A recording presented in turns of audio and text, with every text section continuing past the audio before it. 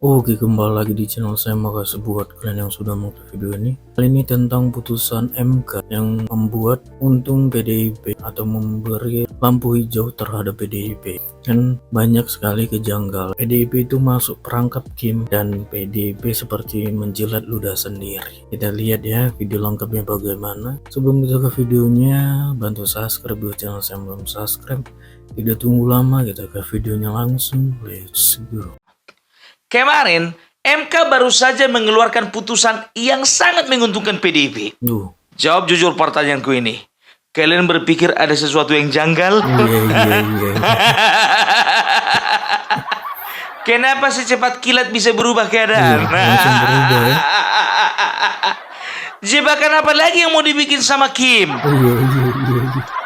Ini nakal ini orang-orang Kim ini. Udahlah, kalau PDIP sendiri nggak usah lagi dikerjai. Iya. Ya, ini sangat mencurigakan. Coba, yang pertama ya. Yang pertama itu ya, yang menggugat kepada MK itu bukan PDIP, tapi adalah Partai Buruh dan juga Partai Gelora.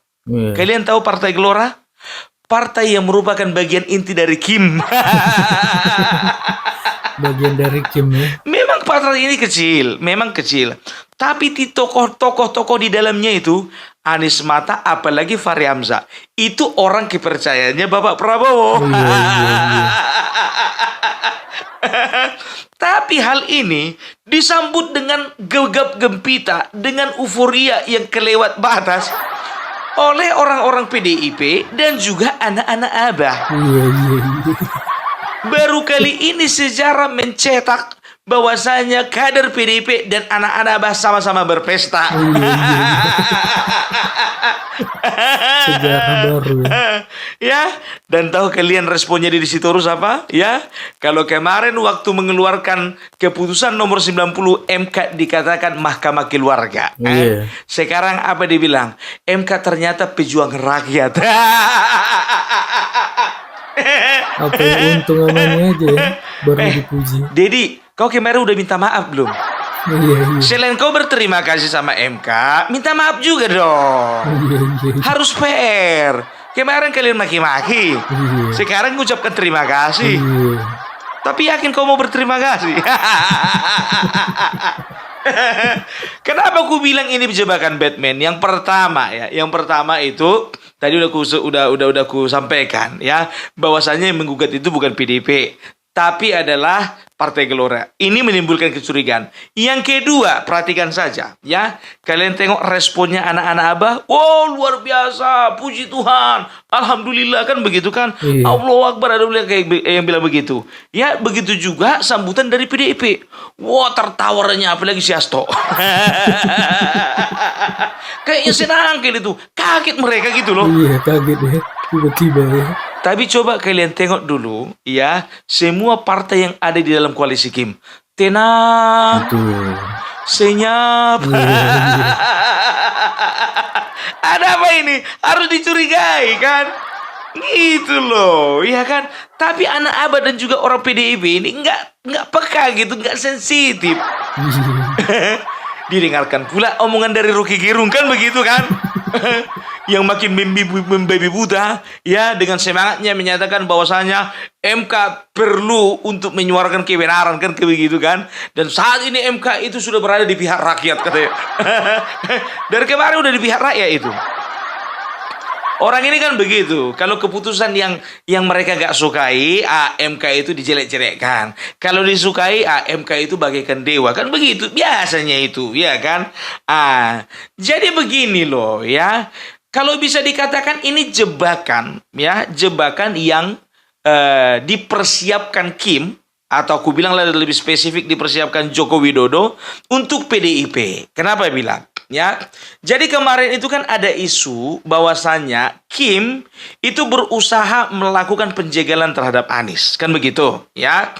Jadi melakukan penjagalan terhadap Anies, bahwasanya dengan cara membarong partai, maka mereka akan meninggalkan PDIP tanpa koalisi, tanpa teman koalisi. Nah, rakyat mulai tuh ya, mulai mempersalahkan pemerintah, rakyat mulailah mereka itu menuding pemerintah memang betul-betul ada settingan, kan begitu. Sebetulnya kan nggak disetting itu, yang memang partai kan sudah melihat mana yang bisa menang, mana yang enggak, kan gitu. Walaupun elektabilitasnya sempat tinggi, tapi kalau misalnya diprediksi nggak bakalan menang, untuk apa ke situ? Kan begitu, cuman masyarakat dibodoh-bodohi, ya, apalagi kelompok anak abah ini, ya. Mereka itu kan kelompok yang bisa dikatakan sampai saat ini masih cinta mati sama abah. Walaupun, ya, petinggi-petingginya udah nggak di situ. Perhatikan kalian, petinggi-petingginya anak abah udah nggak di situ. Kalau ibarat di pemerintahan, ya kan, presidennya udah pindah, udah masuk ke tengah-tengah. Presiden PKS, ya kan. Dan juga semua itu kan yang mengkoordinasikan kemarin kan orang-orang PKS itu. Ya, jadi udah gak ada lagi, udah agak tenang lah itu, ya. Jadi bisa dikatakan, ya. Jadi masyarakat bisa menilai nih. Ini masyarakat memang sebetulnya udah mulai goyah. Udah mulai goyang, ya, udah mulai goyang. Maksudnya gini, mereka tanda tanya apa maksud pemerintah? Apa memang betul pemerintah melakukan penjagalan? Itu pertama. Baru yang kedua, apa memang betul pemerintah memang ingin mempermainkan kekuasaan, kan begitu, ya. Yang ketiga, apa memang betul bahwasanya Joko Widodo memang masih menghandle setiap partai-partai yang ada, kan begitu. Memang walaupun tiga-tiganya benar, ya, ini kan pertanyaan yang sebetulnya nggak perlu dijawab, kan gitu, ya. Tapi untuk meredam, ya, di kalangan masyarakat perlu dilakukan sebuah manuver. Maksudnya apa? Maksudnya yang pertama, pemerintah merasa perlu mengembalikan kepercayaan rakyat kepada MK. Karena apa? Karena rakyat kemarin sudah mulai hilang kepercayaan karena rakyat sudah dihasut dengan tanda kutip MK adalah alat yang dipergunakan Joko Widodo untuk, ya, menggelar karpet merah bagi anaknya, kan begitu. Jadi nanti satu ketika menanglah RK, menanglah Bobi Nasution, menanglah Khofifah Indar Parawansa, menang juga Deddy Mulyadi, menang lagi Airin, menang lagi contohnya Ahmad Lutfi, ya. Jadi ketika mereka itu menang, ada gugatan misalnya, ya, dan MK memang dengan segala kredibilitasnya memutuskan bahwasannya nama-nama yang kusebutkan tadi lolos.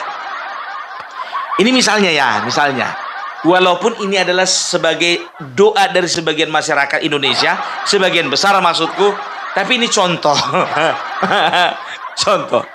Jadi ketika MK memutuskan bahwasanya tidak ada kecurangan, ya, maka masyarakat di situ sudah mulai, oh iya, kemarin MK mengeluarkan keputusan yang berpihak kepada rakyat. Berarti ini memang betul-betul bahwasanya keputusan itu adalah keputusan yang terbaik. Itu dia.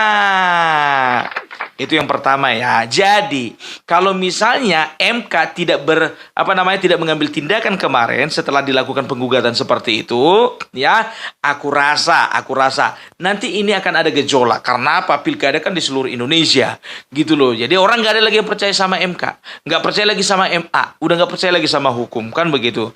Tapi ini perlu untuk meredam. Itu yang pertama. Baru yang kedua, ya. Yang kedua, kalau kulihat ini adalah kerjaannya Kim. Betul-betul gaweannya Bapak Joko Widodo ini. Bapak Joko Widodo ini pecatur nakal ini. Bukan pemain catur kemarin sore. Coba bayangkan, ya, satu orang bisa mengkoordinir semua partai. Bayangkan kalian, ya. Bayangkan kalian. Enggak semua partai PDIP tetap pada kekokohannya. Padahal PDIP hanya partai PDIP yang tidak mau tunduk kepada Joko Widodo. Karena kan misinya kan memang perang antara mereka berdua. Iya, kalau bisa habis-habisan. Kan begitu. Ya, di Pilpres ya sudah 1-0 kan begitu. Kita akan lihat berapa. Ada 2-0, 3-0, 4-0, 5-0, 6-0, berapa kosong kan begitu. Karena kan ini pilkada kan. Jadi, ku bilang ini jebakan karena begini ya. Jadi orang sudah mulai percaya bahwasanya Anies Baswedan itu sudah dijegal. Kan begitu. Nah, yang paling kencang koarnya tentang penjegalan Anies itu kan orang-orang PDIP. Kalau anak abah itu sayup-sayupnya kedengaran itu karena apa? Ya kan, ya namanya kita rakyat kecil ini, ya kan. Kalau di akar rumput itu, ya teriakan itu cuma hanya sebatas mantul di kedai kopi gitu loh. Di kedai kopi diobrolin, ya nggak nyampe ke langit itu. Di atapnya itu mantul turun ke bawah lagi.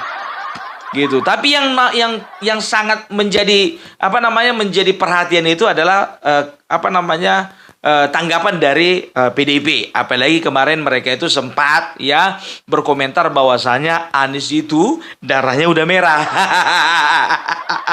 Pokoknya dengan berbagai macam cara mereka itu mengeluh-elukan Anies. Ya, mereka itu mempersalahkan pemerintah. Mereka itu mempersalahkan partai-partai yang meninggalkan Anies. Bahkan mereka juga menuding partai-partai itu adalah partai-partai yang tidak komitmen. Kan begitu. Masalahnya kan bukan partai yang tidak komitmen. Anies yang tidak komitmen mencarikan partai tambahan untuk kursi bisa mengusung dia. Kan begitu. Ya. Jadi bisa dikatakan koarnya Adian lah, koarnya Didi Sitorus lah. Koarnya si Jarod lah, banyak lah pokoknya ya, koarnya si Masinton lah ya. Jadi Jokowi itu melihat ya, dia itu melihat, memikirkan, menimbang dan mengeksekusi. Jadi inilah dia ya, dikasihlah lampu hijau sedikit lewat MK supaya apa? Supaya MK boleh meloloskan PDIP dengan syarat-syarat tertentu untuk mengusung calonnya yang ada di Jakarta. Kita ini pusat perhatian di Jakarta dulu ya. Karena apa? Karena sampai saat ini Jakarta, Jawa Tengah mereka belum ada calon. Belum ada calon kan begitu. Nah, dengan dikeluarkannya putusan nomor 40 ya, maka PDIP berhak mengajukan calon ya. Berhak mengajukan calon ya. Dan juga MK dengan pertimbangan bahwasanya tidak akan mungkin ditemui banyak kotak kosong yang ada di pemilihan tahun 2024 ini, karena ada kemungkinan seperti itu ya. Karena apa? Kotak kosong itu sebetulnya adalah menunjukkan bahwasanya sistem itu tidak berjalan dengan baik, kan begitu. Itu kalau itu sih kan alasannya itu. Itu jawaban normatifnya itu kan. Rupanya kalau semua calonnya lawan kotak kosong, berarti memang betul-betul itu yang diinginkan rakyat, kan begitu ya. Tapi itulah dia permainan di atas ya. Jadi ya, kemarin sebelum putusan MK ya, PDIP dengan gencarnya menyerang pemerintah, bahwasanya pemerintah dan juga partai-partai itu berusaha melakukan penjagalan terhadap Anies. Dan di situ mereka betul-betul menunjukkan bahwasanya mereka siap ya untuk membela Anies habis-habisan, kan begitu. Nah, setelah putusan MK keluar ya, otomatis dong ini otak-otak yang ada di PDIP ini kan berpikir ulang ini. Berpikir ulang dong. Wih, ada harapan, kan begitu kan? Ada harapan ini, kan begitu. Kira-kira siapa yang mau diusung, kan begitu. Nah, ini akan menguji bahwasanya apakah PDIP ya akan betul-betul komitmen mengusung Anies sebelum keluar putusan MK. Koar mereka paling besar ya, seolah-olah mereka itu sedang menganak-emaskan Anies, kan begitu. Nah, ini putusan MK sudah keluar nih. Mereka sekarang sedang bingung. Kalau mereka mengusung Anies, ya. Kalau mengusung Anies, ingat ya, pendukungnya PDIP dan juga anak-anak Abah, ya, tidak tahu sampai kapan itu masih bisa dikatakan hubungan mereka itu ibarat bawang merah dengan bawang putih. Nggak bisa nyambung. Gitu loh. Kalau Anies nanti yang diusung, ya, ini bisa dikatakan ini akan menimbulkan resistensi di antara pemilih-pemilihnya PDIP. Karena apa? Karena ya, kalau misalnya PDIP mengajukan calon, Yang diharapkan rakyat di Jakarta, mereka itu mengusung Ahok, bukan Anies. Jadi sebetulnya PDIP di sini posisinya terjepit. Kalau mereka dukung Anies, mereka dapat resistensi dari pendukung-pendukung, apalagi pendukung Ahok. Kan begitu? Wah, banyak pendukung Ahok itu. Banyak. Ya kan? Tapi kalau misalnya mereka tidak mendukung Anies, mereka dukung Ahok, ya, mereka takut bahwasanya nanti mereka akan kalah. Sekarang tujuan mereka, ya, itu hanyalah, kalau aku berpikir begini, tujuan mereka bukan ingin menunjukkan, bukan ingin mengusung pilihan terbaik, calon terbaik, kader terbaik, bukan. Tapi misi mereka adalah ingin mengusung calon yang kira-kira punya daya tahan kuat menghadapi RK. Apa modal Anies? Elektabilitas. Gitu loh, ya kan? Cuman masalahnya, ya, kalau sempat memang PDIP ini pilih Anies, ya, ini bisa mengurangi kepercayaan dari pemilih-pemilihnya PDIP yang ada di Jakarta, ya. Karena apa? Karena mereka sudah sempat menggantungkan harapannya ke Ahok. Gitu loh, ya. Nah, jadi, dan ini juga bisa bahaya. Bisa bahaya. Kenapa bahaya? Ya, berarti, ya, kalau PDIP mengusung Ahok, itu artinya Anies, itu artinya PDIP sedang menganak emaskan Anies. Dan juga pendukung-pendukungnya. Iya dong. Ya. Dan orang juga berpikir di bawah. Contoh Nixon Nababan. Aku udah berapa kali bilang. Nixon Nababan yang ada di Sumatera Utara. Para pemilih setianya. Itu mereka kecewa. Karena apa? Karena tempat atau sosok yang mereka gantungkan harapan mereka. Itu ternyata tidak diusung menjadi calon gubernur. Tapi menjadi calon wakil gubernur. Katanya, ini masih katanya.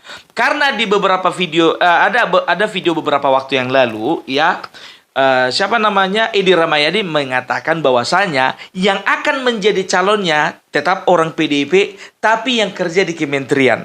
Nah, setauku Nixon Nababan nggak kerja di kantor kementerian. Kalau sempat contohnya, Nixon Nababan tidak diusung, bye-bye. Nggak ngerti lagi aku.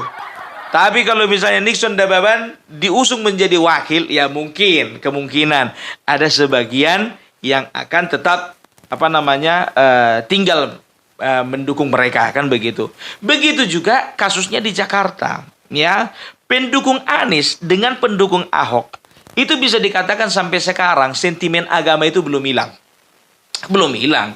Ya, kita bisa lihat bagaimana kalau kita tanya secara jujur Ahok dan Anies, ya, itu sampai sekarang itu dua pribadi yang nggak bisa bersatu.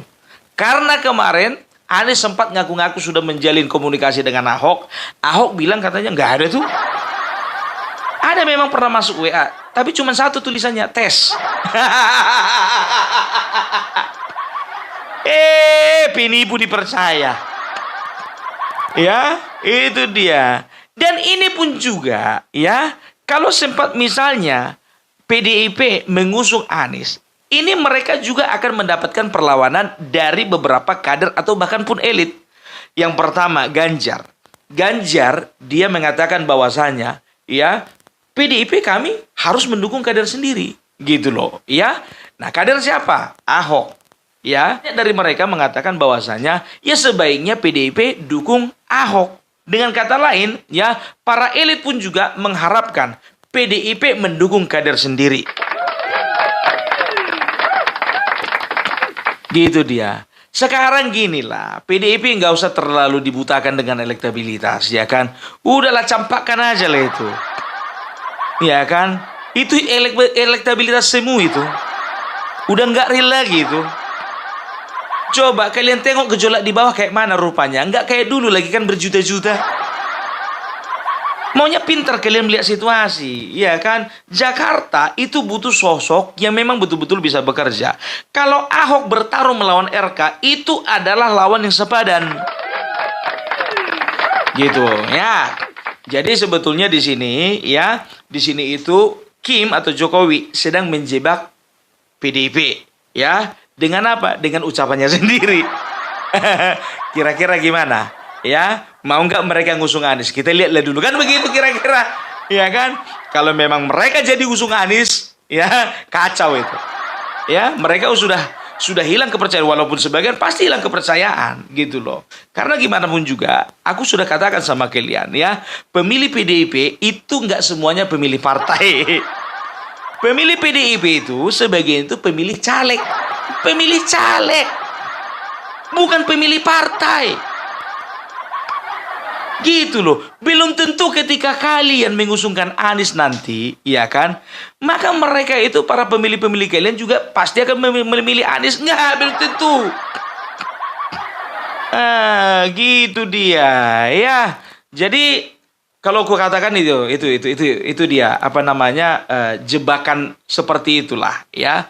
Baru yang berikutnya, mungkin Joko Widodo ya sudah melihat ini, ya. Ini PDIP ngotot, ya. Ada kemungkinan yang akan mereka usung itu Ahok, bukan Anies, ya. Karena dari kalkulasi politiknya dan juga kalkulasi manfaatnya untuk partai juga lebih bermanfaat sebetulnya didukung Ahok. Gitu loh. Karena gimana pun juga ya sosok Ahok itu lebih bermanfaat, jauh lebih bermanfaat daripada si Anies. Kalian yang di PDIP akui aja lah. Akui aja lah. Kalian rata-rata milih Ahok kan? Kita lihat nanti ya, kita lihat nanti apakah ketua umum hatinya lebih terpaut kepada Anies daripada Ahok. Kalau sempat Anies berapa kali ku bilang, berarti Anies darahnya lebih merah daripada Ahok. Nah, ya. Jadi, kalau menurut hemat dari orang-orang di Kim, ya, itu kemungkinan besarnya yang mereka akan dukung itu adalah Ahok, ya. Nah, kalau Ahok menjadi gubernur di DKI Jakarta, katakanlah menang. Kita katakanlah menang, kalah RK. Menang kita katakan Ahok. Nah, Ahok itu masih lebih punya otak dan hati dibandingkan Anies. Aku yakin setiap program yang dicanangkan oleh pemerintah, setiap program yang berguna untuk kemajuan di Jakarta, itu pasti dijalankan. Pasti. Nggak kayak si Anies kemarin. Jadi kalau misalnya seorang kepala daerah udah nggak sinkron lagi dengan presidennya, kita lihat kemunduran yang ada. Sumatera Utara begitu, lambatnya pembangunan. Karena apa? Karena nggak ada kepedulian gitu loh. Ya, itu dia. Baru yang kedua, ya. Yang kedua Jakarta begitu juga. Ya kan, Anies kan kemarin lihat kan, yang ada ngelawan aja. Apa-apa dikit-dikit melawan, entah apa-apa yang dikerjain. Gitu loh, nggak ada faedahnya. Nah, jadi Jokowi juga sudah hitung-hitungan itu ya. Kalau misalnya pun Ahok yang diusung, itu nggak ada kalahnya. Nggak ada kalahnya. Untuk rakyat Jakarta nggak ada kalahnya. Sekarang kembali ya. Kemarin itu PDIP kan mati-matian bela si Anies. PDIP kan mati-matian serang pemerintah. PDIP mati-matian membabi buta menyerang Kim, mengatakan bahwasanya jegal Anies, mereka penjegal Anies kan begitu. Nah, ketika putusan MK sudah keluar, coba kalau memang mereka membela Anies, maunya langsung dikasih surat tugas, ya kan? Kasih dong surat tugas. Tapi ini enggak, ya. Mereka memberikan syarat kepada Anies, kalau mau diusung PDIP harus jadi kader. Anak Abah jadi kader PDIP. Apakah anak-anak Abah akan berganti baju dari warna putih menjadi merah? Mungkin saja.